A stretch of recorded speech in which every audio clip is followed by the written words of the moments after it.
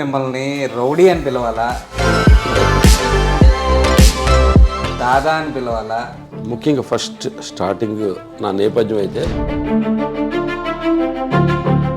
ఆ పోరాటం చూసే వాళ్ళకి, దాన్ని అనుభవించే వాళ్ళకి దాన్ని బట్టి ఉంటుంది. మీరు ఎవరైతే ఓడించారో పవన్ కళ్యాణ్, అతనే అన్నాడు ఇక్కడ ఓ దాదా ఉన్నాడట, ఇక్కడ ఒక ఆకురౌడి ఉన్నాడట, నేను అతని సంగతి ఏంటో చూస్తాను. ఆయన ఆకురౌడి అన్నది కరెక్టే, కానీ ఆయన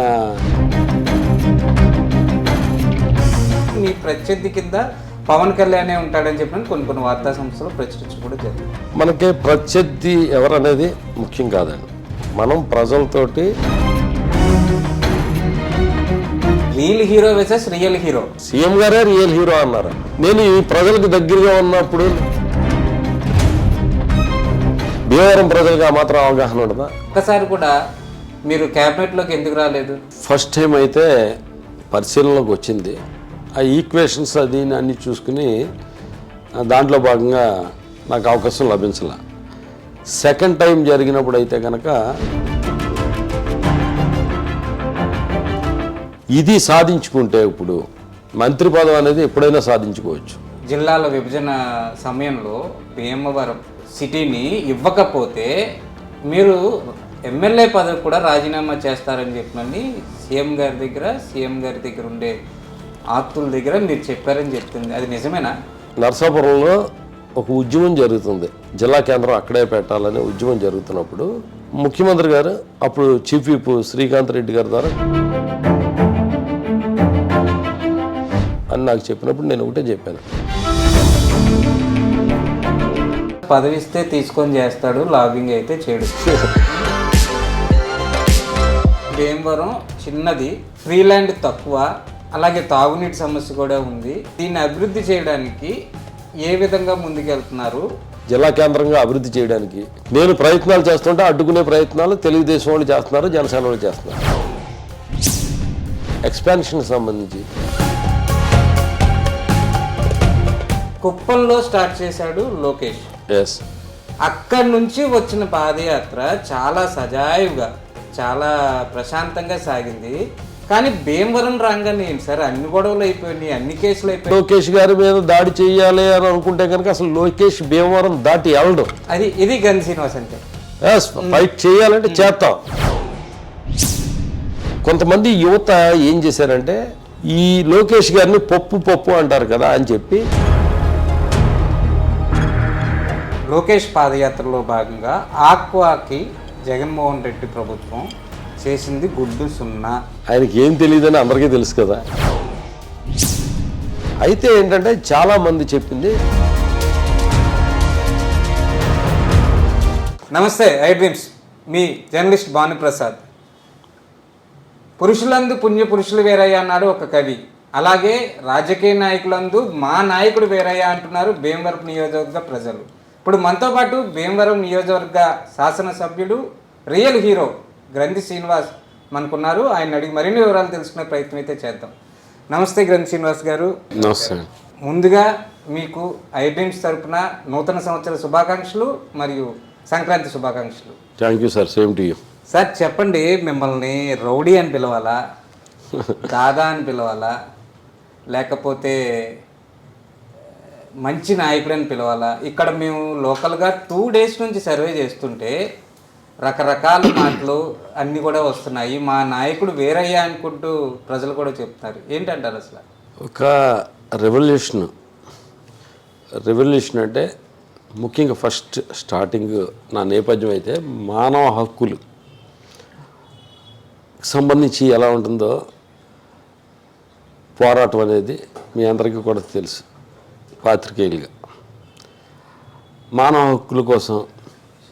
హక్కుల కోసం పోరాటం జరిగేటప్పుడు ఆ పోరాటంలో ఉన్న వాళ్ళని కొంతమందికి రౌడీల కింద కనపడవచ్చు, కొంతమందికి నక్సలైట్ల కింద కనిపించవచ్చు, కొంతమందికి గూండాల కింద కనిపించవచ్చు, కొంతమందికి పేదవాళ్ళకి, అవసరమైన వాళ్ళకి ఏదైతే ఆ పోరాటం చేస్తున్నారో వాళ్ళకి నాయకుడిగా కనిపించవచ్చు. చూసే వాళ్ళకి, దాన్ని అనుభవించే వాళ్ళకి దాన్ని బట్టి ఉంటుంది.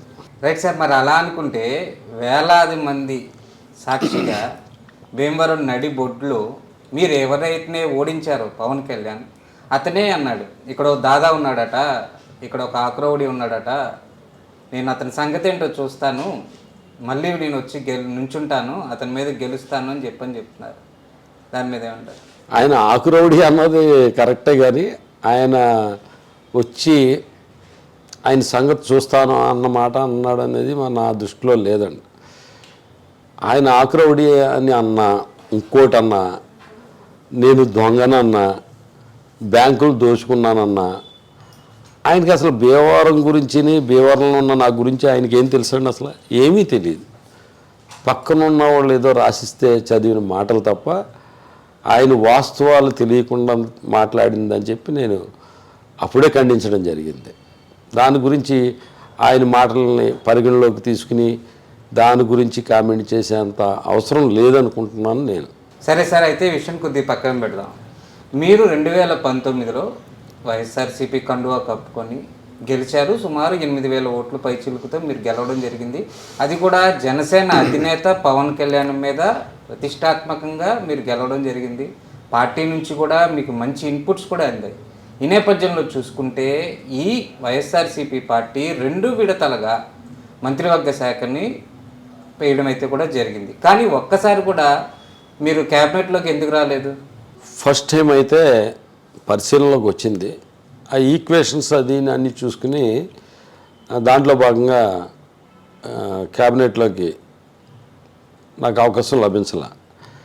సెకండ్ టైం జరిగినప్పుడు అయితే కనుక కంపల్సరీ జిల్లా కేంద్రం కోసం మంత్రి పదవి ఇస్తానన్నా, నాకు జిల్లా కేంద్రమే కావాలని చెప్పి దాన్ని తిరస్కరించడం జరిగింది. ఎందుకంటే జిల్లా హెడ్ క్వార్టర్ అయితే కనుక భీమవరం అన్ని రకాలుగా అభివృద్ధి చెందుద్ది. ముఖ్యంగా జిల్లా ప్రజలందరికీ కూడా అందుబాటులో ఉంటుంది, సౌకర్యంగా ఉంటుంది. ఎందుకంటే ఉమ్మడి జిల్లాలో అన్ని నియోజకవర్గాలు, ఈ నరసాపురం పార్లమెంట్కి సంబంధించిన ప్రజలందరూ కూడా ఏలూరు వెళ్ళాలంటే కనుక చాలా ఇబ్బందులు పడ్డారు. భవిష్యత్తులో అటువంటి ఇబ్బందులు పడకూడదు, అందరికీ కూడా అందుబాటులో ఉండేది సెంట్రల్ పాయింట్ కాబట్టి భీమవరం ఉండాలి. ఇది సాధించుకుంటే ఇప్పుడు మంత్రి పదవి అనేది ఎప్పుడైనా సాధించుకోవచ్చు అనే ఆలోచనతో రెండోసారి తిరస్కరించడమే జరిగింది, ముఖ్యంగా జిల్లా కేంద్రం గురించి. అలానే మీరు సర్ది పెట్టుకుంటున్నారా, లేకపోతే వాస్తవాలు ఏంటంటే, అంటే ఇన్పుట్స్ మాకున్న ఇన్పుట్స్ ఏంటంటే, మీ ప్రత్యర్థులు, మీ రాజకీయ ప్రత్యర్థులు చెప్పే మాట ఏంటంటే, భీమవరం శాసనసభ్యుడు గంధుసీనుకి ముక్కు మీద ఉంటుంది కోపం, సొంత నిర్ణయాలు తీసుకుంటూ ఉంటాడు, అందుకని మంత్రి పదవిని అలా పక్కన పెట్టారని చెప్పే పరిస్థితి అయితే ఉంది. దాని గురించి చెప్పే ముందు మీరు సొంత నిర్ణయాలు తీసుకుంటారని అంటే ఏం సొంత నిర్ణయాలు తీసుకుంటారు? ఇది మరి వాళ్ళే చెప్పాలండి. ఒక అభివృద్ధి కోసం ఏదైనా చేసేటప్పుడు మనం ఉదాహరణకు తీసుకుందాం, డెల్టా మోటరైజేషన్ ఉంది. డెల్టా మోటరైజేషన్ ఇచ్చినప్పుడు మన భీమవరం పట్టణంలో యనమదురు డ్రైన్ అనేది డ్రైన్ కాదు, అది యాక్చువల్గా ఇరిగేషన్లో ఉంది. అది మన సెక్షన్, భీమవరం సెక్షన్ ఉన్నప్పుడు దీన్ని మనం వెంటనే 4 బ్రిడ్జిలు, 4 కాదు 10 బ్రిడ్జిలు పెట్టేవాళ్ళం. కానీ రూల్ ప్రకారం 3 కిలోమీటర్లకు ఒక బ్రిడ్జి కానీ ఇవ్వరు. అది అలా చూసుకుంటే మనకి 4 బ్రిడ్జిలు వచ్చినాయి. అలాగే 4 బ్రిడ్జిలకి ప్రపోజల్ పెట్టడం, అది ప్రజల యొక్క ఆకాంక్షల మేరకు ముఖ్యంగా భీమవరం మండలాన్ని అనుసంధానం చేస్తా, దానికి సంబంధించి బ్రిడ్జిలు ప్రపోజల్ పెట్టినా, లేకపోతే ప్రభుత్వ ఆసుపత్రికి వచ్చిన 10 కోట్ల 15 లక్షల నిధులు బయటకు పోకుండా ఉండడం కోసం 4 ఎకరాలు మా కుటుంబం తరపున డొనేట్ చేసి ప్రభుత్వానికి ఏరియా హాస్పిటల్ సాధించాలన్నా, లేదంటే జూనియర్ కాలేజీ వెళ్ళిపోతున్నప్పుడు అది మన నియోజకవర్గం నుంచి వెళ్లకుండా దానికి సంబంధించి 35 సెంట్లు భూమి, ఇంచుమించు 3 కోట్ల రూపాయలు విలువైన భూమిని ఇచ్చి జూనియర్ కాలేజీని ఇక్కడ నిలబెట్టుకోవడం, దానికి భవనానికి సంబంధించి నిధులు సంపాదించడం, అదే నిర్మాణం పూర్తి చేయించడం, అలాగే 700 మందికి పేదవాళ్ళకి ఇల్లు నిర్మించి ఇవ్వడం, ఇటువంటి కార్యక్రమాలన్నీ ప్రజలందరూ కూడా, నియోజకవర్గ ప్రజలందరూ కూడా మన మీద బాధ్యత పెట్టిన తర్వాత నియోజకవర్గ ప్రజలందరినీ లేదా పార్టీకి సంబంధించిన ప్రతి కార్యకర్త నాయకుడిని అందరినీ కూర్చోబెట్టి మీటింగ్ చేసి నిర్ణయాలు తీసుకునేది కావయ్యి. అప్పటికప్పుడు స్పాంటేనియస్గా ప్రజలకి మేలు జరిగే నిర్ణయాలు తీసుకోవడం అనేది ఒక వ్యక్తికి ఆ బాధ్యత అప్పగించారు కాబట్టి ఆ వ్యక్తి చేయవలసిన బాధ్యత అది. ఆ వ్యక్తి ఆ బాధ్యతలో విఫలమైతే దాన్ని ప్రశ్నించాలి, కానీ సక్సెస్ అయినప్పుడు ఏకపక్షంగా ఒక్కడే నిర్ణయాలు తీసుకుంటాడని ఆలోచన చేయడం అనేదే తప్పుగా నేను భావిస్తాను. అది బయట వాళ్ళు చెప్పడం కాదు సార్, మీ పార్టీలో ఉన్న వాళ్ళే, అదే మీ చుట్టుపక్కల ఉన్న వాళ్ళే అధిష్టానానికి రిపోర్ట్ కింద ఇవ్వడం కూడా జరిగింది. లేదండి, అదే నేను చెప్తున్నాను. మా పార్టీ వాళ్ళు అవ్వచ్చు, ప్రజలు అవ్వచ్చు, ఎవరైనా అవ్వచ్చు. ఎక్కడంటే విఫలమైనప్పుడు, తప్పుడు నిర్ణయాలు తీసుకున్నప్పుడు కంపల్సరీ అది మాట్లాడచ్చు.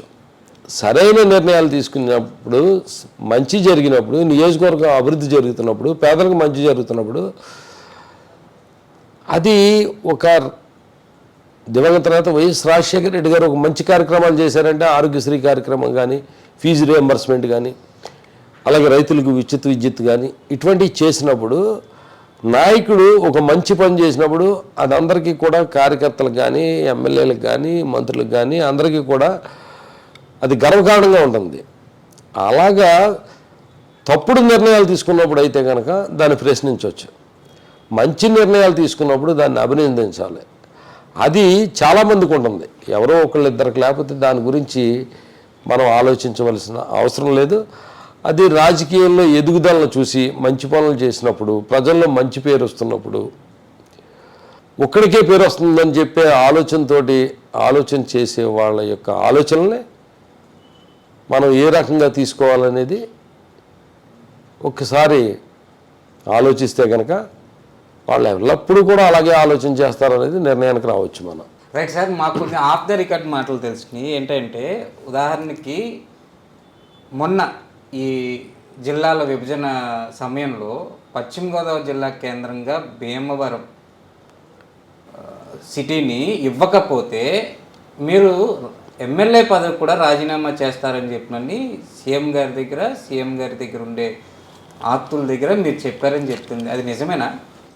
కరెక్టే. ఎందుకంటే సీఎం గారు కౌరు పెట్టడం జరిగింది. నరసాపురంలో ఒక ఉద్యమం జరుగుతుంది, జిల్లా కేంద్రం అక్కడే పెట్టాలని ఉద్యమం జరుగుతున్నప్పుడు ముఖ్యమంత్రి గారు అప్పుడు చీఫ్ విప్ శ్రీకాంత్ రెడ్డి గారి ద్వారా కౌరు పెట్టారు, కలవమని.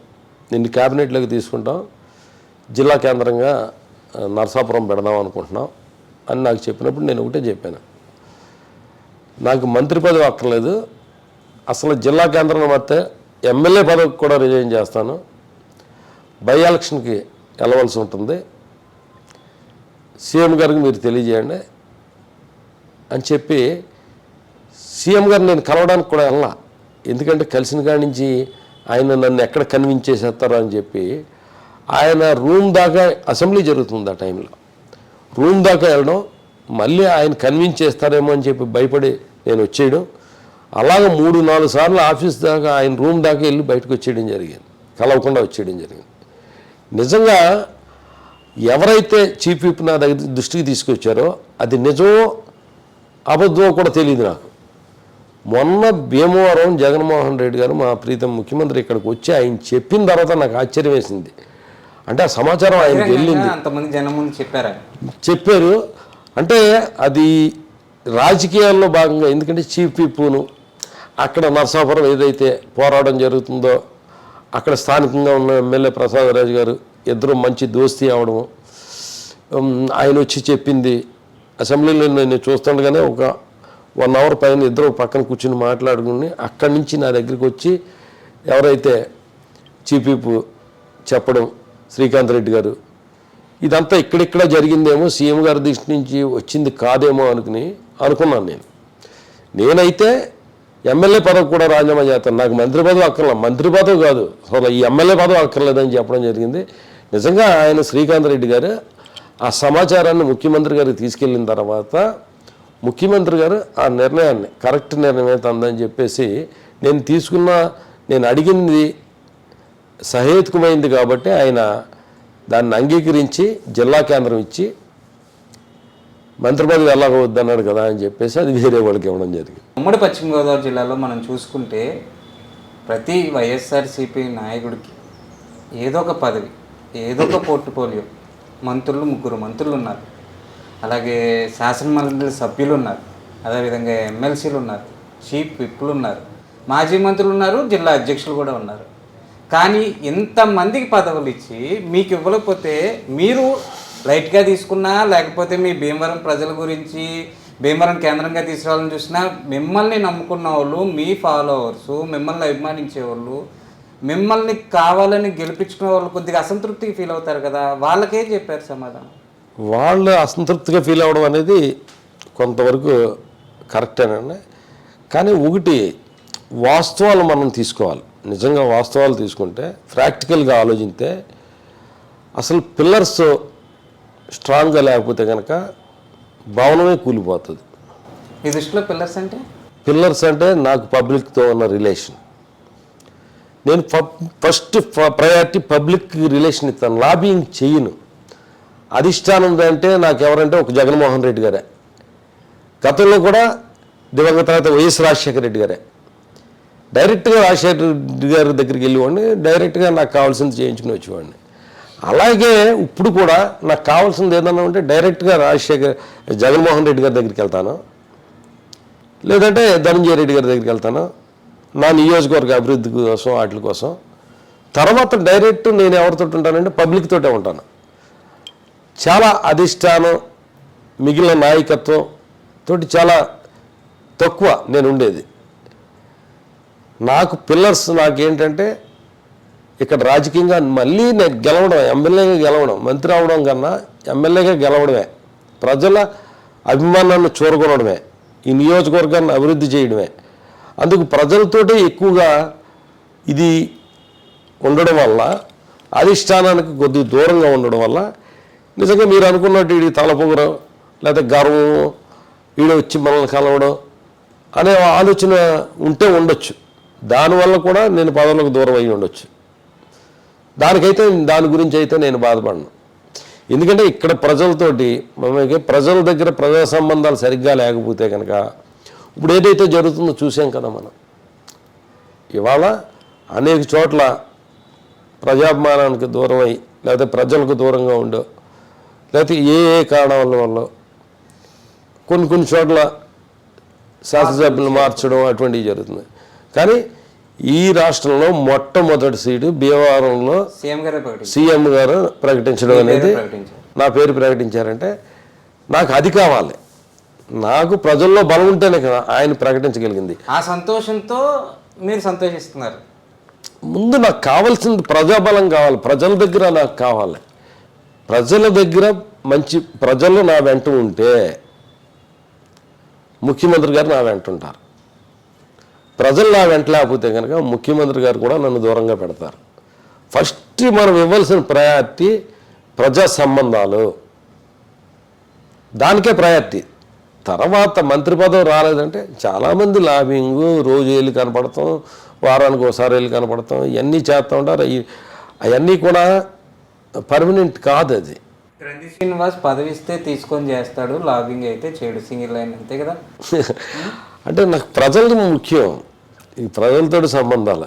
Right sir. ఇప్పుడు 2019 ఎన్నికలు ఒక థియరీ ప్యాటర్న్, అంటే త్రికోణ సమితి, అంటే 3 పార్టీలు 3 విధాలుగా ఓట్లు పంచుకోవడం కానీ, వాటి పర్సంటేజ్ని పంచుకోవడం కానీ, ఇలాగ క్యాస్ట్ ఈక్వేషన్స్ పంచుకోవడం కానీ, ఇవన్నీ కూడా జరిగినాయి. కానీ 2024లో ఐక్యమై, టీడీపీ జనసేన ఐక్యమై వైఎస్ఆర్సీపీని గద్దె దించడాన్ని ప్రధాన ఎజెండా కింద పెట్టుకొని రావడం అయితే కూడా జరిగింది. ఇంత టిపికల్ పరిస్థితుల్లో రేపొద్దున ఎలా గెలుద్దామని చెప్పని అనుకుంటున్నారు? మీ ప్రత్యర్థి కింద పవన్ కళ్యాణే ఉంటాడని చెప్పిన కొన్ని వార్తా సంస్థలు ప్రచురించడం కూడా జరిగింది. ఏ విధంగా వెళ్ళబోతుంది మీ ప్రణాళిక? మనకి ప్రత్యర్థి ఎవరనేది ముఖ్యం కాదండి. మనం ప్రజలతోటి ఎంత సత్సంబంధాలు కలిగి ఉన్నాం, మనం ఈ నియోజకవర్గంలో ఏం అభివృద్ధి చేస్తున్నాం, మన ఆలోచన దృక్పథం, ఈ నియోజకవర్గంలో గతంలో పనిచేసిన వాళ్ళు ఈ నియోజకవర్గ అభివృద్ధికి కృషి చేశారు. ఒక గ్రంథి శ్రీనివాస్ అనే వ్యక్తి ఎమ్మెల్యేగా ఏం చేశాడు అనేది ప్రజల ముందు ఉండేది. అంతేకాదు ఒక పవన్ కళ్యాణ్ అనే ఒక సెలబ్రిటీ ఇక్కడికి వచ్చి పోటీ చేసినప్పుడు, ఒక పార్టీ అధ్యక్షుడు పోటీ చేసినప్పుడు కనీసం ఒక సెల్ఫీ కూడా నోచుకోలేరు వాళ్ళ అభిమానులు. ఇక్కడ ప్రజలు అదే ఆలోచిస్తారు. ఇవాళ మనం డైరెక్ట్గా వెళ్ళొచ్చు, మాట్లాడవచ్చు, పని అవుతుందంటే అవుతుందని చెప్తాడు, వెంటనే నిమిషాల మీద ఫోన్ చేసి చెప్తాడు. స్థానికుడు కాబట్టి స్థానికుడు అందుబాటులో ఉంటాడు. అవదంటే అవదని చెప్తాడు. మనకి ఇతను కరెక్టు. మనం ఆయన దగ్గరికి వెళ్ళాలంటే ఎలా వెళ్ళాలి? అసలు సెల్ఫీ తీసుకుంటానికి అభిమానులకు అవకాశం ఇవ్వడం లేదు కదా. మన సమస్య చెప్పుకోవడానికి ఎలా అవకాశం దొరుకుతుంది? పోనీ ఈయన ఏమన్నా సరిగ్గా పనిచేసాడా లేదా అంటే బాగానే పనిచేశాడు కదా. గతంలో 5 సంవత్సరాలు పనిచేసింది, లేదా ఇప్పుడు పనిచేసింది. ఇవన్నీ కూడా బేరీజ్ చేసుకున్నప్పుడు ఫస్ట్ ఎవరంటే క్యాండిడేట్ భీమవరం సీఎం గారు అన్నట్టుగా రియల్ హీరో అనేది ప్రజలు సీఎం గారే తోటే అనిపించుకున్నాను రియల్ హీరో అని.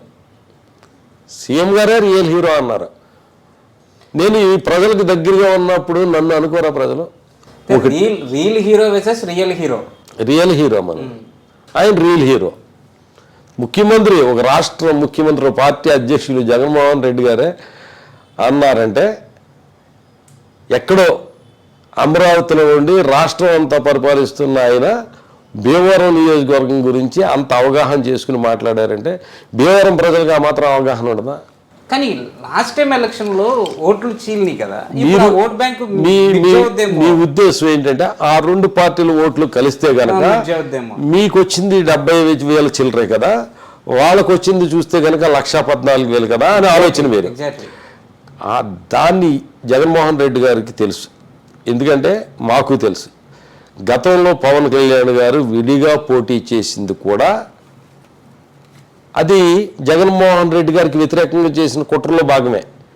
ఎందుకంటే మీకు నిజంగా చూడాలంటే కనుక ఏదైతే ప్రభుత్వ వ్యతిరేక ఓటు జగన్మోహన్ రెడ్డి గారికి అనుకూలంగా పడకుండా, అలాగే ఏదైతే చంద్రబాబు నాయుడు గారు కాపు ఉద్యమ నేత ముద్రగడ పద్మనాభం గారిని 5,000 మంది పోలీసులను ఇంటికాడ మోహరించి వాళ్ళ భార్యని పోలీసులతో మనం మాట్లాడటానికి కూడా, ఉచ్చరించడానికి కూడా అభ్యంతరకరమైన బూతులు తిట్టించి వాళ్ళ కుమారుడు స్వచ్ఛందంగా అరెస్ట్ అయ్యి వెళ్తూ ఉంటే వెనకాల నుంచి లాఠీలతో కొట్టించి ఇంత దారుణ చేస్తే కాపు సామాజిక వర్గానికి యొక్క ఆగ్రహానికి గురి కావాల్సి ఉంటుంది. వాళ్ళ మనోభావాలు దెబ్బతిన్నాయి కాబట్టి వాళ్ళందరూ కూడా జగన్మోహన్ రెడ్డి గారికి ఓటేసేస్తారేమో, ఆ ఓట్లు చీల్చాలని చెప్పి కుట్రలో భాగంగా మన సీఎం గారి మాటల్లో ప్యాకేజీ తీసుకుని జగన్మోహన్ రెడ్డి గారు ముఖ్యమంత్రిగా అవ్వకుండా ఉండడం కోసం, అడ్డుకోవడం కోసమే 3వ వ్యక్తిగా 3వ పార్టీగా పోటీ చేశారు. దీనికి ఉదాహరణకి భీమవరంలో చంద్రబాబు నాయుడు గారు ప్రచారానికి రాలా, పాలకొల్లు వచ్చాడు కానీ భీమవరం రాలా. అలాగే లోకేష్ గారు పోటీ చేసిన దగ్గరికి వెళ్ళి పవన్ కళ్యాణ్ గారు ప్రచారం చేయాల, చంద్రబాబు నాయుడు గారు పోటీ చేసిన కాడు కూడా ఈయన ప్రచారం చేయాల. ఎందుకంటే కుప్పంలో మరి జనసేన పోటీ చేసిందో లేదో నాకు ఐడియా లేదు. అంతేకాదు మీరు తీసుకుంటే కనుక ఓట్ల శాతాలు తీసుకుంటే కనుక తెలుగుదేశం ఎంపీకి భీమవరంలో 66,000 ఓట్లు వచ్చినాయి, సుమారు పైన 200-300 ఉన్నాయి. తెలుగుదేశం ఎమ్మెల్యేకి ఎన్ని ఓట్లు రావాలండి? అన్నే ఓట్లు రావాలి కదా, 100 అటు ఇటు. మరి తెలుగుదేశం ఎమ్మెల్యేకి 52,000, 53,000, 54,000 వచ్చినాయి. ఎక్కడ జరిగింది క్రాస్? జనసేన కూడా ఎంపీ ఉన్నాడు కదా. జనసేన ఎంపీకి భీమవరంలో ఎన్ని ఓట్లు వచ్చినాయి? మీకు 52,000 ఓట్లు అన్నీ వచ్చినాయి. 50,000, 52,000. మరి పవన్ కళ్యాణ్ గారికి 62,000 ఓట్లు ఎలా వచ్చినాయి? అంటే తెలుగుదేశం ఓట్లన్నీ కూడా క్రాస్ ఓట్ చేశారు. తెలుగుదేశం అభ్యర్థిని నిలబెట్టిన అభ్యర్థిని చంద్రబాబు నాయుడు వెన్నుపోటు పొడిచాడు. తెలుగుదేశం వాళ్ళందరినీ కూడా పవన్ కళ్యాణ్ కోటేయమని చెప్పాడు. కాబట్టి అప్పుడే జరిగింది అది. అప్పట్లోనే తెలుగుదేశం జనసేన ఒకటే. అప్పుడు లోపాయపారంగా జరిగింది, ఇప్పుడు బహిరంగంగా జరుగుతుంది అంటారా? బహిరంగంగా ఇప్పుడు పొత్తు పెట్టుకున్నారు. కానీ ఇప్పుడు పొత్తు పెట్టుకున్నా దానివల్ల ఉపయోగం లేదు. ఎందుకంటే మనం తీసుకుంటే కనుక గణాంకాలు తీసుకుంటే కనుక 2019 ఎన్నికలు అయిన తర్వాత చూసుకుంటే, తర్వాత జరిగిన జడ్పీటీసీ ఎలక్షన్ చూసుకుంటే కనుక వీరవాసరం మండలంలో జడ్పీటీసీ ఎంపీటీసీ ఎలక్షన్లో తెలుగుదేశం జనసేన కలిసి పనిచేసినాయి. జడ్పీటీసీ జనసేన గెలిచింది, ఎంపీపీ తెలుగుదేశం గెలిచింది, కొలాబరేట్ అయ్యారు, గెలిచినాయి. కానీ ఇక్కడ మీరు గమనించవలసింది ఏంటంటే అక్కడ ఓటింగ్ పోలైంది చూడాలి. 2019 ఎన్నికల్లో శాసనసభకు సంబంధించి వాళ్ళకి 2 పార్టీలకి కలిపితే 26,000 ఓట్లు వచ్చినాయి. ఇప్పుడు జనసేన తెలుగుదేశం ఎంపీపీ జడ్పీటీసీ గెలిచిన తర్వాత వాళ్ళకు వచ్చిన ఓట్లు 19,000 చిల్లర. అంటే ప్యూర్లీ ఓట్ బ్యాంక్ ట్రాన్స్ఫర్ అవ్వాల 19,000 చిల్లర వచ్చినాయి మీకు. అలాగే వైసీపీకి 19 ఎన్నికల్లో అసెంబ్లీకి 16,000 ఓట్లు వస్తే 16,800 ఓట్లు వచ్చినాయి. అంటే 800 ఓట్లు పెరిగినాయి. వాళ్ళకి సుమారు 6,000 ఓట్లు తగ్గినాయి. అలాగే మన భీమవరం జడ్పీటీసీ ఎలక్షన్ చూసుకుంటే కనుక తెలుగుదేశం జనసేన కలుపుకుంటే కనుక అసెంబ్లీ ఎలక్షన్లో 31,000 ఓట్లు వచ్చినాయి. అదే జడ్పీటీసీ ఎలక్షన్లో చూసుకుంటే కనుక 21,000 ఓట్లకు పడిపోయినాయి. వైసీపీకి సంబంధించి ఇంచుమించు 12,000 ఓట్లు మెజార్టీ, 12,000 మెజార్టీతోటి వైసీపీకి గెలవడం జరిగింది. ఇక్కడ కూడా తెలుగుదేశం జనసేన కలిపే పనిచేసినాయి. ఇంకా చూసుకుంటే అప్పటి నుంచి కూడా ఇంకా జగన్మోహన్ రెడ్డి గారు ఇచ్చిన మాట తప్పకుండా ఇచ్చిన హామీలన్నీ కూడా 100% అమలు చేస్తూ 100% కూడా అమలు చేస్తూ ఇంకా ప్రజాదరణ పొందారు. నిజంగా చూడాలంటే కనుక ఆరోగ్యశ్రీ లాంటిది చూడండి, 5 లక్షలు ఉన్నది ఇవాళ 25 లక్షలకు పెంచడం జరిగింది. 25 లక్షలు పెరగడం పెరిగింది. అదేవిధంగా 2,000 రోగాలు కూడా దాంట్లో అదనంగా చేర్చడం జరిగింది. అలాగే అభివృద్ధి కార్యక్రమాలు కూడా మనం చూసుకుంటే గ్రామ సచివాలయాలు కానీ, రైతు భరోసా కేంద్రాలు కానీ, వెల్నెస్ సెంటర్లు కానీ, అలాగే జగనన్న సురక్ష కార్యక్రమం కానీ, ఇలాంటి ఎన్నో ప్రజలకి మంచి మంచి కార్యక్రమాలు చేసి ఇంకా ప్రజాదరణ పెరిగింది. నిజంగా రాజకీయాల్లో ఉండి ఒక చంద్రబాబు నాయుడు గారు కానీ లేదా పవన్ కళ్యాణ్ గారు కానీ వాళ్ళకి బలం పెరుగుంటే, ప్రభుత్వ వ్యతిరేకత ఉంటే కనుక దమ్ముంటే సింగిల్గా పోటీ చేయగలరా? ఇవాళ ఆ 2 పార్టీలు కలిసింది ఎందుకంటే 2019లో వచ్చిన 23 సీట్లను కాపాడుకోవడానికే తప్ప అధికారంలోకి వస్తామన్న నమ్మకం వాళ్ళకు కూడా లేదు కాబట్టే మళ్ళీ బీజేపీని కలుపుకుందామా, కాంగ్రెస్ని కలుపుకుందామా, సిపిఐని, ఒకవేళ కాంగ్రెస్ని కలుపుకుంటే సిపిఐ సిపిఎం అన్నిటిని కలుపుకోవచ్చు. బీజేపీతో కలిస్తే కనుక సిపిఐ సిపిఎం వాళ్ళు మనతో రారు. ఇటు వెళ్ళాలి, ఈ దారిలో వెళ్ళాలా, ఆ దారిలో వెళ్ళాలి, ఏ దారిలో వెళ్ళాలి అంటే అధికారం ఇంకా వాళ్ళకి అందుబాటులో లేదనేది వాళ్ళకి తెలుస్తుంది. అందరి ద్రాక్ష కిందే ఉంది అది మనకి. ఆ ద్రాక్ష పండును అందుకోవాలంటే కనుక ఏం చేయాలనేది గందరగోళంలో ఉన్నారు వాళ్ళు. ఇది క్లియర్గా అర్థమవుతుంది మనకి. కాబట్టి నెక్స్ట్ మళ్ళీ వచ్చేది ప్రజాప్రభుత్వం, పేదల ప్రభుత్వం, జగనన్న ప్రభుత్వం, వైఎస్ఆర్సీపీఏ. Right sir. అయితే ప్రభుత్వం గురించి వచ్చే ఎన్నికల గురించి మీరు చెప్పిన విశ్లేషణ అయితే బాగుంది. దాని గురించి పక్కన పెడితే మళ్ళీ మీరు రౌడీజం గురించి మాట్లాడుకుందాం.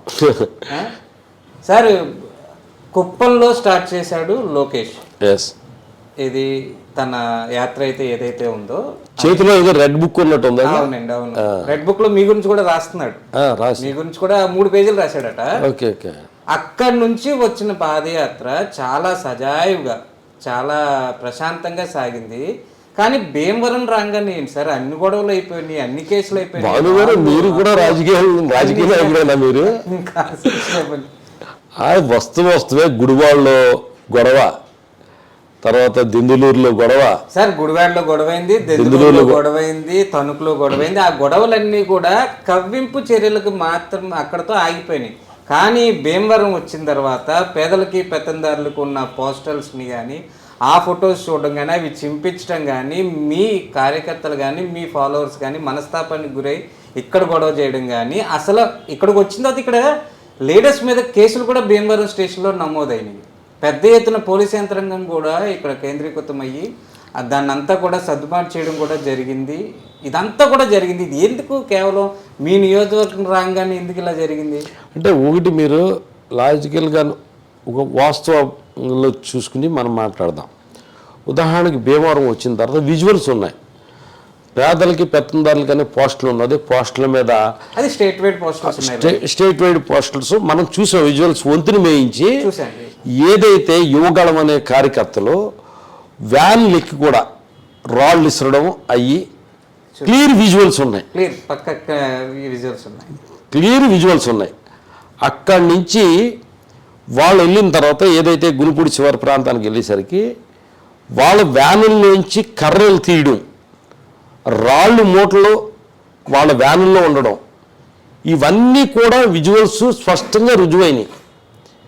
నిజంగా యాక్చువల్గా కనుక గతం నుంచి గుడివాడలో కానీ దెందులూరులో కానీ ఇవన్నీ జరిగిన సంఘటనలో విక్టిమ్స్ ఎవరు లేరు. అక్కడ ఇక్కడికి వచ్చేసరికి ఏమైందంటే ఆ ప్రాంతంలో ఎక్కువగా వైసీపీ అభిమానులు ఎక్కువ ఉంటారు.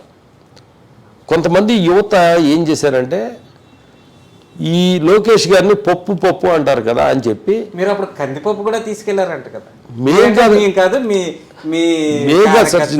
మీరు నా మీద గంట వస్తుంది. యాక్చువల్గా పప్పు అని అంటారు కదా అని వాళ్ళు కందిపప్పు తీసుకున్నారంట. వాళ్ళ తర్వాత నాకు తెలిసింది 2-3 రోజుల తర్వాత కందిపప్పు ఇసురుతూ ఉంటే ఏదో ఇత్తే యువగళం రౌడీలు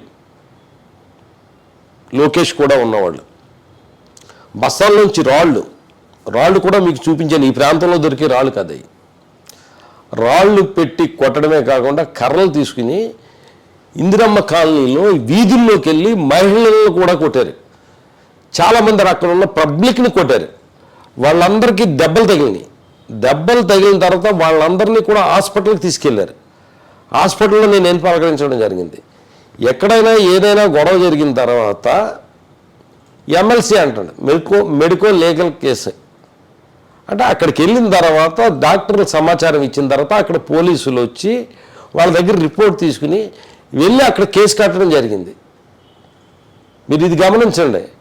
ఎవరైతే పబ్లిక్ దెబ్బలు తగిలిన వాళ్ళు గవర్నమెంట్ హాస్పిటల్కి వెళ్ళడం వల్ల గవర్నమెంట్ హాస్పిటల్ డాక్టర్లు ఎమ్మెల్సీ మెడికల్ లీగల్ కేసు కాబట్టి అది వైద్యం చేయకూడదు, పోలీసులు వస్తే నోట్ చేసుకుంటే కానీ. అప్పుడు పోలీసులు వచ్చి వాళ్ళ దగ్గర స్టేట్మెంట్ తీసుకుని ఆ తర్వాత కేసులు రిజిస్టర్ చేయడం జరిగింది తప్ప దీంట్లో మా ప్రమేయం కానీ ఏమీ లేదు. కనీసం మినిమం జ్ఞానం లా తెలుసున్న వాళ్ళు ఎవరైనా కూడా కానీ అర్థమవుతుంది. అది ఏదో గ్రంథి శ్రీనివాస్ వాళ్ళందరి మీద కేసులు పెట్టించాడని చెప్పి నిజంగా జిల్లా పార్టీ అధ్యక్షురాలు ఉంది, ఆవిడ మీద కేసు పెట్టారు. నేను అడిగాను ఏంటంటే ఆవిడ మీద కూడా కేసు పెట్టారంటే ఎందుకంటే వాళ్ళ అబ్బాయి మాకు బిజినెస్ పరంగా అది తెలుసున్న వాడికి ఫోన్ చేసి మా అమ్మగారి మీద కేసు పెట్టారన్నాడు. నేను వెంటనే ఫోన్ చేసి అడిగాను ఏంటంటే లేదంటే ఆవిడ పేరుతో పర్మిషన్స్ తీసుకున్నారన్నీ, ఆవిడ పేరుతోటి మీటింగ్ కోసం వాటి కోసం పర్మిషన్ తీసుకుని సంతకం పెట్టి ఇచ్చారు కాబట్టి ఫస్ట్ ముద్దాయి ఆవిడే అవుతుంది అని చెప్పి పోలీసులు చెప్పడం జరిగింది. ఆవిడ ఉండి అక్కడ రౌడీజం చేసిందని అవన్నీ చెప్తా ఆవిడ పర్మిషన్ తీసుకుంది. ఈ సంఘటనలకు కావడం ఫస్ట్ ఎవరవుతున్నారంటే ఫస్ట్ ముద్దాయి ఆవిడవుతుంది. దీన్ని కూడా రాజకీయంగా లబ్ధి పొందడానికి ప్రజల్లో ఏదైతే మనకి మంచి పేరు ఉందో దాన్ని చెడగొట్టడానికి బురద జిమ్మడానికి బట్టకాల్చి మీద ఎత్తే అనే సామెత ప్రకారంగా వాళ్ళ దుష్ప్రచారం చేస్తారు. మెడికల్ లీగల్ కేసు అండి అది. వెళ్ళి ప్రజల మీదకి వెళ్ళి అక్కడ దెబ్బలు తిన్న వాళ్ళు ఎవరు కూడా మా పార్టీ కార్యకర్తలుగా చూసుకోండి. అభిమానులు అక్కడ ప్రజలు మీకు ఇందిరమ్మ కాలనీలో నివాసం ఉంటున్న వాళ్ళు మీరు కావాలంటే విచారణ జరిపించుకోండి, మీరు వెళ్ళి ఎంక్వైరీ చేయండి. అక్కడ హాస్పిటల్లో దెబ్బలు తిన్నవాళ్ళు, హాస్పిటల్లో జాయిన్ అయిన వాళ్ళు వాళ్ళందరూ కూడా అక్కడ ఉన్న ప్రజలు, అక్కడ ఓటర్లు, అక్కడ స్థానికులు, అక్కడ నివాసం ఉంటున్న వాళ్ళు. దాంట్లో వైఎస్ఆర్ పార్టీ సానుభూతి పరులు అయితే కొంతమంది ఉంటే ఉండొచ్చు, కొంతమంది తెలుగుదేశం వాళ్ళు కూడా ఉన్నారు. దాంట్లో ఒక ఫ్యామిలీ తెలుగుదేశం ఫ్యామిలీ కూడా ఉంది. డైరెక్ట్గా కాలనీలోకి వెళ్ళిపోయి ప్రజల మీద దాడి చేశారు వాళ్ళు. దీన్ని ఇంకో రకంగా కానీ మేము లోకేష్ గారి మీద దాడి చేయాలి అని అనుకుంటే కనుక అసలు లోకేష్ భీమవరం దాటి వెళ్ళడం ఇది గన్ శ్రీనివాస్ అంటే ఫైట్ చేయాలంటే చేస్తాం, మంచి చేయాలంటే మంచి చేస్తాం, పోరాడాలంటే పోరాడతాం. ఎన్నో పోరాటాలు చేసాం. నేను చెప్పాను మీకు ఇంతకు ముందు ఒక ఇంటర్వ్యూలో ఎంఆర్ఓ ఆఫీస్కి ఎమ్మెల్యేగా ఉండి ఎంఆర్ఓ ఆఫీస్కి వెళ్తే ఆడ వేసేవాళ్ళు. రండి వాళ్ళు రెవెన్యూ వాళ్ళకి సంబంధించిన వాళ్ళందరూ కూడా చెలో భీమవరం అంటే రండి, మీరు 1000 మంది వస్తే నేను 25,000 మందిని నిలబెడతాను అన్నాను. ఉద్యమకారుడు గని శ్రీనివాస్. ఎటువంటి యుద్ధానికి సిద్ధం, అది కూడా ధర్మం కోసం, ప్రజల కోసం. అంతే తప్ప లోకేష్ అలా మాట్లాడతాడు లేదా లోకేష్ మీద దాడి చేయాలి అనే ఉద్దేశాలు కానీ అటువంటివి అసలు మాకు లేవండి. ఎందుకంటే ఆయన ఏదో మాట్లాడుకుంటాడో పోతాడో వెళ్ళిపోతాడో. మాకున్న అనుభవంలో ఇవాళ మాట్లాడింది రేపు ఏదో విమర్శింతే కనుక దానికి స్పందించవలసిన అవసరం లేదు. ఎందుకంటే ప్రజలు 2 రోజులు ఒక గంట గడిచేసరికి మర్చిపోతున్నారు దాన్ని. అలాగ మర్చిపోకపోతే కనుక ప్రజలకి ఆ మరుపు అనేది షార్ట్ మెమరీ ఉన్నదనే ఒక గొప్ప సిద్ధాంతం పాయింట్ ఉంది కాబట్టే చంద్రబాబు నాయుడు గారు, పవన్ కళ్యాణ్ గారు మళ్ళీ ప్రజల ముందుకు ఓట్లు అడుగుతానికి వస్తున్నారు. కాదు, ప్రజలు చాలా తెలివైన వాళ్ళుగా అన్నీ గుర్తున్నాయంటే కనుక వాళ్ళ పార్టీలు క్లోజ్ చేసుకుని తెలంగాణలోనే ఉండిపోతారు. వాళ్ళు పార్ట్ టైం పొలిటీషియన్స్ కాదండి. వాళ్ళకు ఉన్నది ఏంటంటే ప్రజల మీద చులకన భావన, షార్ట్ మెమరీ, గుర్తుండదు. గతంలో చేసిన అరాచకాలు, చంద్రబాబు నాయుడు పరిపాలనలో ఎన్నో అరాచకాలన్నా, కారంచేడులో దళితుడి మీద దాడి చేయడం కానించి, వంగవీటి మోహన్ రంగ గారిని చంపడం, హత్య చేయించడం కానించి, పింగళ దశరథరావు ఎన్కౌంటర్ రేటు మీరు గుర్తున్నారు లేదా? ఆయన ఎన్టీ రామారావు ఫ్యామిలీ గురించి రాశారని రిక్షాలో వెళ్తున్నామని కత్తులతో పొడి చంపడం కానించి, కాల్దరిలో రైతులను కాల్చి చంపింది కానించి, అలా అంగన్వాడీ వర్కర్స్ని హైదరాబాదులో పరిగెట్టించారు. అసలు పాపం మహిళలను చూడకుండా, వాళ్ళు ఒంటి మీద బట్ట ఉన్నదో లేదో చూడకుండా గుర్రాలతో తొక్కించి లాఠీలతో కొట్టించాడు. విద్యుత్ కోసం ఉద్యమం చేస్తూ ఉంటే తుపాకులతో కాల్చి చంపినవాళ్ళు. ఎన్టీ రామారావుని ఎన్నుపోటు పొడిచిన వాళ్ళు, ఆయన పదవులు లాక్కున్న వాళ్ళు, వాళ్ళ పార్టీ స్థాపించిన పార్టీని లాక్కున్న వాళ్ళు, వాగ్దానాలు ఇచ్చి మర్చిపోయిన వాళ్ళు, వాగ్దానాలు అంటున్నాడు అబద్ధాలాడి ఎన్నికల్లో గెలిచిన వాళ్ళు 600 అబద్ధాలు. వీళ్ళు ఇవన్నీ ప్రజలకి గుర్తుంటాయి, వీళ్ళు మనల్ని వెళ్తే కనుక మళ్ళీ తరిమేస్తారు అనే ఒక భయం ఉంటే కనుక నిజంగా వాళ్ళు మళ్ళీ ఎన్నికల్లో పోటీ చేయరు. సార్, మరి డెవలప్మెంట్ గురించి చూసుకుంటే లోకేష్ పాదయాత్రలో భాగంగా ఆక్వాకి జగన్మోహన్ రెడ్డి ప్రభుత్వం చేసింది గుడ్డు సున్నా అని చెప్పడం అయితే జరిగింది. అదేవిధంగా ఆక్వా రైతులు అతనికి చేపలతో ఒక పెద్ద దండేసి ఆయనకి మీరు వచ్చి మాకు మళ్ళీ పూర్వ వైభవం తీసుకురావాలని చెప్పని అడగడం కూడా జరిగింది. అసలు ఆ వాగ్దానాలు ఏంటి? ఆ వాగ్దానాలు ఎందుకు నెరవేర్చలేదు ఆయన అడుగుతున్నారు, దానికి ఏం సమాధానం చెప్తారు? అసలు ఆయనకి ఏం తెలుసండి? అసలు ఆయనకి ఏం తెలియదని అందరికీ తెలుసు కదా. అక్వా రైతాంగానికి సంబంధించి రూపాయన్నర విద్యుత్ సబ్సిడీ ఇవ్వడం జరుగుతుంది. పాదయాత్రలో ఆయన ప్రామిస్ చేశారు. దాంట్లో ఏదైతే చాలా ఒక గతంలో మొత్తం అందరికీ కూడా ఇచ్చారు. దీంట్లో చాలామంది కార్పొరేట్ అంటే 1000 ఎకరాలు, 500 ఎకరాలు, 1000 ఎకరాలు, 2000 ఎకరాలు చేస్తున్న వాళ్ళు కూడా ఉన్నారు. వాళ్ళకి నిజంగా ప్రభుత్వ సహాయం అవసరంలా. ప్రభుత్వ సహాయం అవసరమైంది ఎవరికంటే చిన్నకారు రైతులకి. చిన్నకారు రైతులు అంటే మన దృష్టిలో ఏంటంటే 2 ఎకరాలు 3 ఎకరాల వాళ్ళు. కానీ జగన్మోహన్ రెడ్డి గారు 10 ఎకరాల వరకు కూడా, అంటే గతంలో వాళ్ళకు కూడా ఇచ్చారు కార్పొరేట్ వాళ్ళకి. వాళ్ళందరూ కూడా చాలామంది మనం చూసుకుంటే కనుక ఈ రాష్ట్రానికి సంబంధం లేని వాళ్ళు కూడా ఉన్నారు. ఇక్కడ రైతుల దగ్గర భూములు తీసుకుని చేస్తున్న వాళ్ళు ఉన్నారు. కొంతమంది కార్పొరేట్ సంస్థలు 1000 ఎకరాలు చెరువులు తవ్వి చేస్తున్న వాళ్ళు ఉన్నారు. నిజంగా ఇక్కడున్న ప్రజలకి, సన్నకారు రైతుకి కాదు 10 ఎకరాల వరకు కూడా వాళ్ళందరికీ కూడా విద్యుత్ సబ్సిడీ ఇవ్వడం జరుగుతుంది. అందరూ అనుభవిస్తున్నారు. అయితే ఏంటంటే చాలామంది చెప్పింది, మాకు చిన్న రైతులు కూడా మాట్లాడింది ఏంటంటే, మాకు అదే సబ్సిడీ ఇస్తున్నాడు, బింజిగారులో తిరుగుతున్నవాడికి అదే ఇస్తున్నారు, మాకేంటి న్యాయం చేస్తుంది అన్నప్పుడు కరెక్టే కదా, వీళ్ళ వల్ల మనకు ఉపయోగం లేదు. 500 ఎకరాలు 1000 ఎకరాలు చేసేవాళ్ళు ఓటేయడానికి కూడా రారు వాళ్ళు.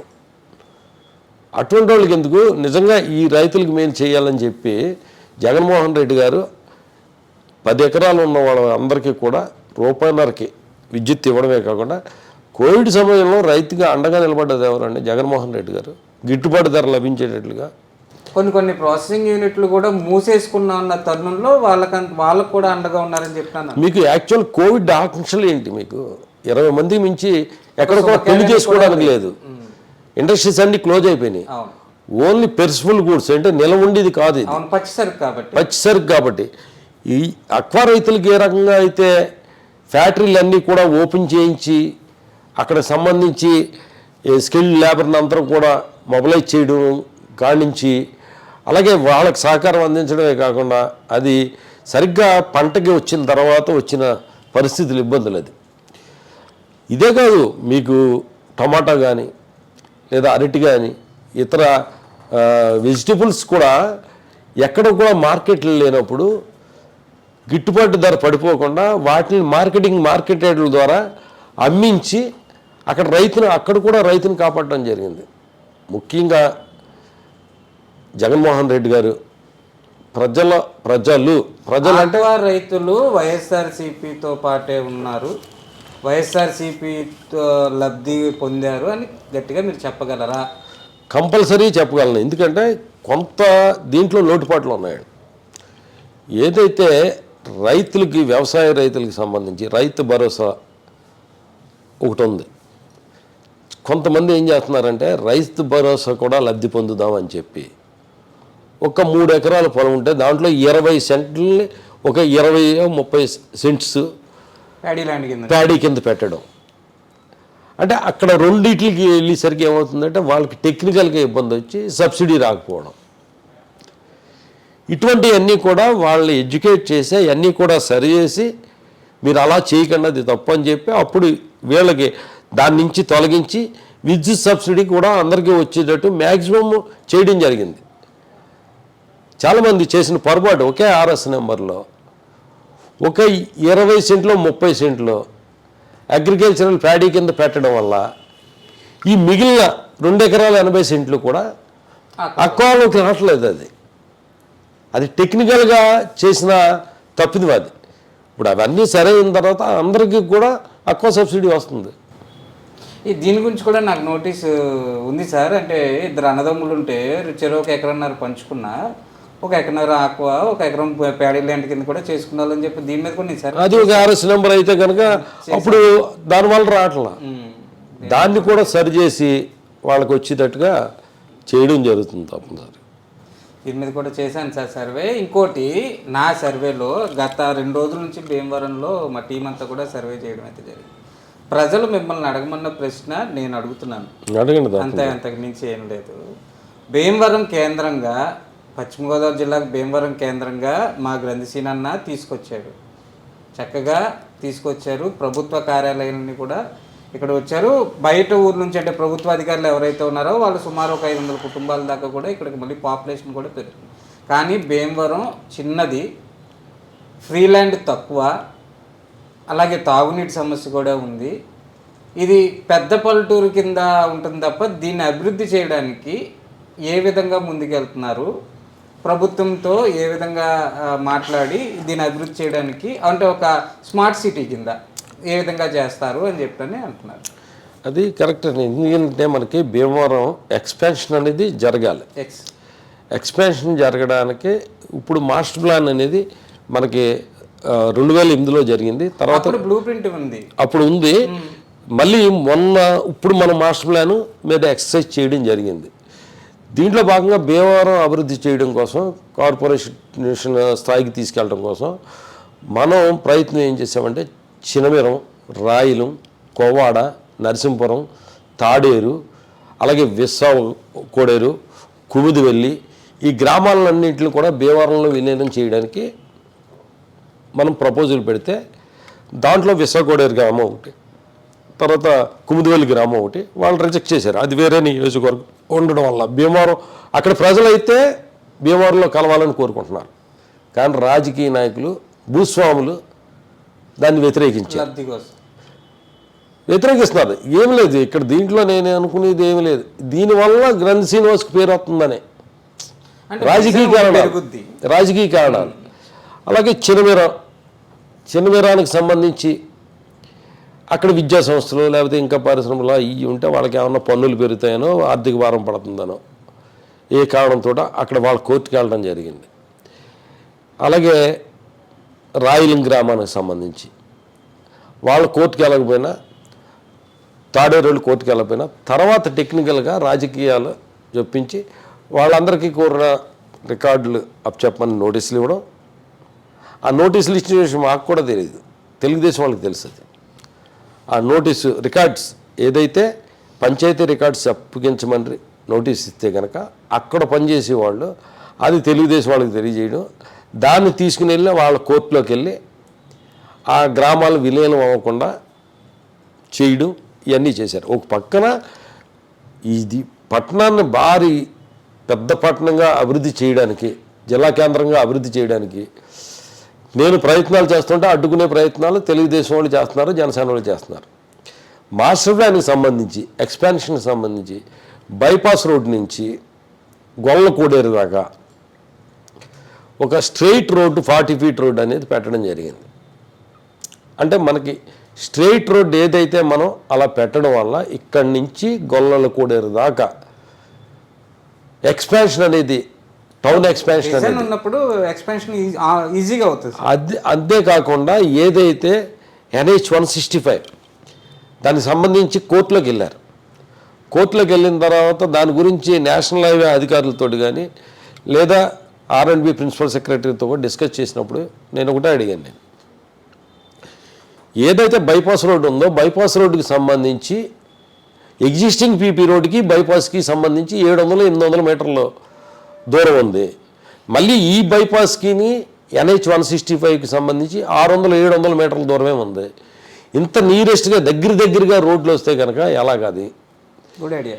NH అనేది చివరికి తీసుకెళ్ళిపోండి, ఊరు చివరికి తీసుకెళ్ళిపోండి, అవుట్స్కట్స్కి. ఎందుకంటే దీనికి ఒక పక్కన రైల్వే లైన్ ఉంది, ఒక పక్కనేమో యనమదుర్రు డ్రైన్ ఉంది. ఈ రెండు చోట్ల కూడా హై లెవెల్లో బ్రిడ్జిలు వస్తాయి.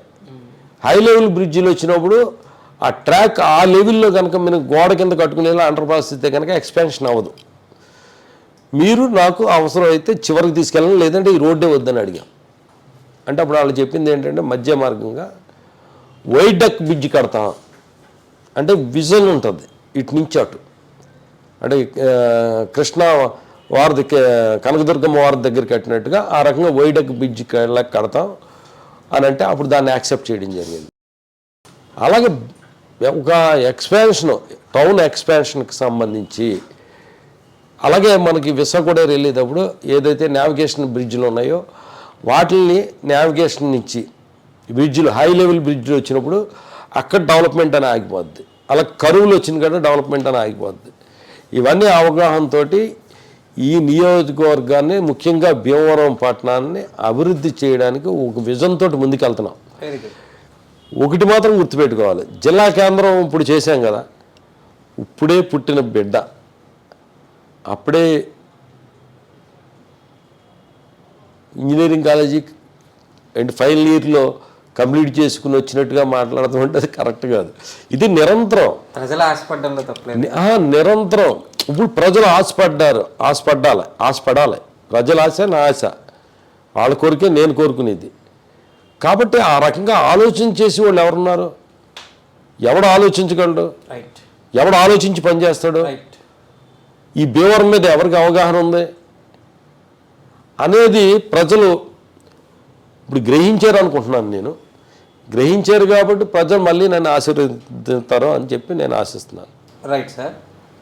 పొలిటికల్గా వస్తే ఇప్పుడు జగన్మోహన్ రెడ్డి గారు గడప గడప అని చెప్పని ఒక ప్రతిష్టాత్మక కార్యక్రమం పెట్టారు. 3 మంత్స్కి ఒకసారి దాని మీద రివ్యూ చేసి ప్రోగ్రెస్ రిపోర్ట్లు ఇవ్వడం కానీ ఇంత పర్సంటేజ్ అయిందని చెప్పడం జరిగింది. దాంట్లోని భాగంగా ఒక 50-60 మంది దాకా కూడా నేను స్థానచలనం కల్పిస్తాను, మిమ్మల్ని ఒక మంచి స్థానంలో ఉంచుతాను, గుండెలకు దగ్గరగానే పెట్టుకుంటాను అని చెప్పని ఆనాడు ఆ మాట చెప్పారు. ఈనాడు దాన్ని ఇంప్లిమేషన్ చేసే దిశగా సుమారు 25 మందిని పైచిలుకుల్ని మార్చే దిశగా ఉన్నారు. మనం ఒక 2-3 రోజుల క్రితం చూసుకుంటే కూడా గుడివాడ అమర్నాథ్ గారు కళ్ళమ్మని నీళ్లు పెట్టుకున్నారు. ఈ ఉమ్మడి పశ్చిమ గోదావరి జిల్లాలో ఉన్న ఒక దళిత ఎమ్మెల్యే ఎలీజా కూడా తన ఆవేదనని వ్యక్తం చేయడానికి కార్యకర్తలందరినీ కూడా పంపడం కూడా జరిగింది.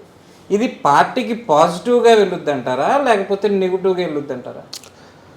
ఒకటి ముఖ్యమంత్రి గారు చెప్పింది ఒకటి ఏం చెప్పారంటే ఆయన, మనం ఇచ్చిన హామీలన్నీ కూడా అమలు చేస్తున్నాం, నా పని నేను చేస్తున్నాను, నా బాధ్యత నేను ప్రజల దగ్గరికి మాట ఇచ్చింది నిలబెట్టుకుని చేస్తున్నాను. 7 క్వాలిటీస్లో వెళ్తున్నారు. మీరు ప్రజల్లో తిరగండి, గడప గడపకి తిరగండి. మీరు ప్రజల దగ్గరికి వెళ్తాం వల్ల మీకు ఇమేజ్ పెరుగుతుంది, ప్రజలతో ఏదైతే సంబంధాలు పెరుగుతాయి, మీరు అడ్వాన్స్గా ఉంటారు, క్లోజ్నెస్ పెరుగుద్ది. వాళ్ళకి ఏదైనా ఇబ్బందులు ఉంటే కొన్ని సమస్యలు పరిష్కరించడం జరుగుతుంది. దానివల్ల మీకు ప్రజల్లో ఆదరణ పెరుగుతుంది. ఇది చెయ్యండి, మీకు ఉపయోగపడుతుంది ఇది. ఎందుకంటే నేను నవంబర్ డిసెంబర్లో సర్వే చేయించాను. సర్వే చేయించినప్పుడు మీకు సర్వేల్లో అనుకూలంగా రాకపోతే కనుక, ప్రజల మద్దతు రాకపోతే కనుక టిక్కెట్లు మీకు ఇవ్వలేను నేను. ఎందుకంటే ఈ రాష్ట్ర ప్రజలు మన మీద ఆశలు పెట్టుకుని ఉన్నారు. ఎంతోమంది జగనన్న మన ప్రభుత్వం వల్ల పేదరికం నుంచి బయటికి పడవచ్చు అనే ఆశతోటి ఉన్నారు. ఈ ప్రభుత్వం మీద ఆశ పెట్టుకుని ఉన్నారు. కాబట్టి మన ప్రభుత్వం మళ్ళీ ప్రజల కోసం అధికారంలోకి రావాలంటే మీరందరూ గెలవాలంటే ప్రజల్లో మీకు మంచి మార్కులు పడాలంటే కనుక గడప గడపకి చేయండి అని చెప్పడం జరిగింది. ఇక్కడ క్రైటీరియా గడపకి తిరిగితేనే అని కాదు. మీరు జాగ్రత్తగా ఆలోచిస్తే చిన్న గీత, గడపకి తిరిగితేనే అని కాదు, గడపకి తిరిగితే మీకు ప్రజల ఆదరణ పెరుగుతుందని. గడపకి తిరిగినప్పుడు ఉదాహరణకి ఎవరో ఏదో సమస్య చెప్తారు,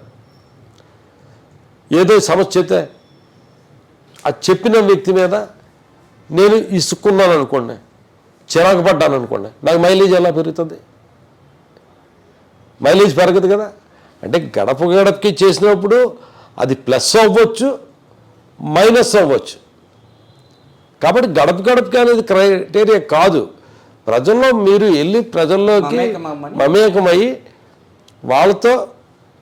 వాళ్ళ ఆదరణ పెంచుకోమని, అది పెంచుకునేది ఎంతవరకు ఉన్నది అనేది సర్వేల్లో తెలుస్తుందని. సర్వేల్లో కనుక రాకపోతే కనుక మీకు టికెట్ ఇవ్వలేను. ఎందుకంటే రేపు పొద్దున ప్రభుత్వం వస్తే మిమ్మల్ని ఏదో రకంగా చూసుకుంటాను నేను, ఎమ్మెల్సీయో లేకపోతే కార్పొరేషన్ చైర్మన్ ఏదో రకంగా మీరు నా కుటుంబ సభ్యులు. కానీ మనకన్నా మన మీద కోట్ల మంది ప్రజలు మన మీద ఆశలు పెట్టుకుని ఉన్నారు. వాళ్ళ కోసం మనం అధికారంలోకి రావాలి. మనం అధికారంలోకి వస్తేనే ప్రజలకు మనం ఏదైనా చేయగలం అని స్పష్టంగా క్లియర్గా చెప్పారు. దాంట్లో క్లారిటీ ఉంది. అయితే బయటకు వచ్చేసరికి ఏమైందంటే చాలామందికి ఏంటంటే తమ సీటుకి సంబంధించి ఆ నియోజకవర్గంలో ఎవరన్నా ఇంకొకళ్ళు వచ్చి పోటీ చేస్తారేమో, వేరే వాళ్ళ నుంచి మనకి ఇబ్బంది ఉందేమో, వాళ్ళు మనకి సీటు రాకుండా అడ్డుకునే వాళ్ళ సీటు తెచ్చుకుంటారేమో అన్న అనుమానాలు ఉన్న వాళ్ళు కొంతమంది, లేదా అటువంటి ప్రచారం కార్యకర్తల్లో నుంచి వచ్చినప్పుడు కార్యకర్తలను డిఫెన్స్ చేయలేక మా మీటింగ్ అయిన తర్వాత బయటకు వచ్చినప్పుడు అలాగా ఏదైనా ఒక పేరున్న నియోజకవర్గానికి సంబంధించిన శాసనసభ్యుడు అక్కడ ఉన్నవాళ్ళు వేరే నియోజకవర్గం వ్యక్తి ఈ నియోజకవర్గంలోకి వచ్చి సీటు అడుగుతారేమో అని భయం ఉంది. కార్యకర్తల్లో 2 గ్రూపులు అవుతాయేమో అని భయం ఉన్నప్పుడు అటువంటి వ్యక్తి గడపకి సరిగ్గా చేసి ఉండకపోతే కనుక, అదిగో వాళ్ళకి టిక్కెట్ లేదని చెప్పి, అంటే 32 మంది 28 మంది వాళ్ళు గడపకి సరిగ్గా చేయలేదని అంటే కనుక వీళ్ళకి టిక్కెట్ ఇవ్వనని చెప్పలేదు ఆయన, వీళ్ళ సరిగ్గా చేయలేదు, మీరు తక్కువ రోజులు చేశారని చెప్పారు అంతే. వాళ్ళకి టిక్కెట్ ఇవ్వనని జగన్మోహన్ రెడ్డి గారు ఎక్కడా చెప్పలా. కానీ ఇక్కడ ఈ అభద్రతాభావంతో 2 గ్రూపులు అయిపోకుండా, లేదా ఈగోను అనుకోవచ్చు, లేదా సమాధానం చెప్పుకోలేకపోవచ్చు, ఎవరైతే అభ్యర్థి సరిగ్గా చేయలేదన్నది ఆ 28 లిస్టులో ఉంటే కనుక ఆ 28 లిస్టులో ఉన్న కూడా కొంతమంది ఎవరన్నా మీడియాతోటి అదిగో వాళ్ళకే టికెట్ లేదని చెప్తే, అంటే ఇక్కడ టికెట్ ఇస్తారు అక్కడే టికెట్ లేదంటే అది అంటే స్పెసిఫికేషన్ ఏంటంటే ఆల్రెడీ 4.5 years నుంచి సెటిల్డ్ అయిపోయి ఎస్టాబ్లిష్ అయిపోయిన ఒక ఎమ్మెల్యేని ఆన్ ద సడన్ పక్కన పెట్టడం వల్ల అది సాహసోపేతమైన ప్రయోగం, అది కంపల్సరీ ఒప్పుకోవాల్సిన మాట. దానివల్ల మైలేజ్ కానీ లేకపోతే ఏమైనా నెగిటివ్ షేడ్స్ కానీ ఏమన్నా పార్టీ మీద పడతాయి. యాజ్ ఎ పర్సనల్ ఒపీనియన్ నేను లేదండి. అంటే ఎలాగ ఉంటుందంటే ప్రజాభిప్రాయానికి ప్రాముఖ్యం ఇవ్వాలి ముందు. ప్రజాభిప్రాయంలో ఒక సర్వేల ద్వారా ఈ చాలా సర్వేలు అంటే ఏదో రాష్ట్రం అంతా కలిపి ఒక 5,000 శాంపిల్స్ తీసుకున్నట్టు కాదు. ఒక నియోజకవర్గంలో సుమారు 10,000 శాంపిల్స్ సర్వే, సైంటిఫిక్ సర్వే తీసుకుని ప్రజలు తిరస్కరించున్నారంటే అభ్యర్థిని, అప్పుడు అతన్ని మార్చమని అడుగుతున్నారనే కదా, ప్రజలు అడుగుతున్నట్టే కదా. ప్రజల అభిప్రాయాన్ని గౌరవించి ఎవరిని కోరుకుంటున్నారో వాళ్ళని పెట్టడం వల్ల అది పార్టీకి ఎలా నష్టం అవుతుంది? ప్రజాభిప్రాయానికి విలువ ఇచ్చినప్పుడు బూస్ట్ అవుతుంది. ప్రజలు మనం కోరుకున్నది చేసాడు అనుకుంటారు జనం. అలాగని పోటీ చేసిన అభ్యర్థి ఎందుకు అలా వచ్చిందనేది ఆలోచించుకుని మళ్ళీ నెక్స్ట్ టైం అయిపోలేదు కదా, మళ్ళీ పార్టీ కోసం పనిచేస్తూ ఉంటే కనుక ఒక ఎమ్మెల్సీ అవ్వచ్చు, లేదా మళ్ళీ 5 years తర్వాత మళ్ళీ ఎమ్మెల్యే అవ్వచ్చు. ఎందుకంటే మళ్ళీ 5 years అంటారేమో. నేను 2009 నుంచి 19 దాకా మరి 10 ఏళ్ళ పాటు నేను ఎమ్మెల్యేగా లేను, 19లో ఎమ్మెల్యే అయ్యాను. కాబట్టి రాజకీయం అనేది బాధ్యతగా వృత్తిగా అంటే ప్రజాసేవ వృత్తిగా స్వీకరించిన వాళ్ళు ఒకసారి ఇటువంటి ఇది మన టైం నమ్ముతాం కాబట్టి టైం బాగోనప్పుడు రావచ్చు, వ్యతిరేకమైన ఫలితం రావచ్చు. అంత మాత్రాన వాళ్ళు కుంగిపోవలసిన అవసరం లేదు. అలాగే పార్టీకి నష్టం వస్తుందని, పార్టీకి ఏదో అయిపోతుందని ఆలోచన చేయవలసిన అవసరం లేదు. మళ్ళీ వాళ్ళు ప్రజల్లోకి వెళ్ళి మళ్ళీ పికప్ అయి మళ్ళీ సర్వే చేసినప్పుడు కానీ మళ్ళీ వీళ్ళకే ఇస్తే మళ్ళీ నెక్స్ట్ టైం బాగుంటుందనే ఆలోచన కల్పించడం ద్వారా మళ్ళీ రాజకీయాల్లో మళ్ళీ శాసనసభ్యుడిగా పోటీ చేసే అవకాశం ఎప్పుడూ ఉంటుంది. మీ పార్టీకి, వైఎస్ఆర్సీపీకి మీకు ఎందుకు ఓటేయాలి అని ప్రజల్లోకి మీరు వెళ్తే ఏం చెప్తారు? ఎందుకు ఓటేయాలంటే ఇచ్చిన మాట నిలబెట్టుకోవడం. రాజకీయాల్లో మనం చూసుకుంటే కనుక చాలా చోట్ల మనం ఇంతకుముందు చూసినప్పుడు ఎన్నికలు వచ్చినాయి, ఇప్పుడు వచ్చాడు, ఇలాగే చెప్తాడు, ఎలక్షన్ అయిపోయిన తర్వాత ఏమీ చేయడు. అంటే ఒక రాజకీయ నాయకుడు పట్ల విశ్వసనీయత ప్రజల్లో పోయింది. అది దానికి కారణం ఎవరంటే చంద్రబాబు నాయుడు. అనేక వాగ్దానాలు, 600 వాగ్దానాలు, అసలు వ్యవసాయం దండగన్నాడు ఆయన. ఏ అత్తగారైనా మగబిడ్డను కంటానంటే కాదంటుందా అని మహిళలను అవమానించాడు.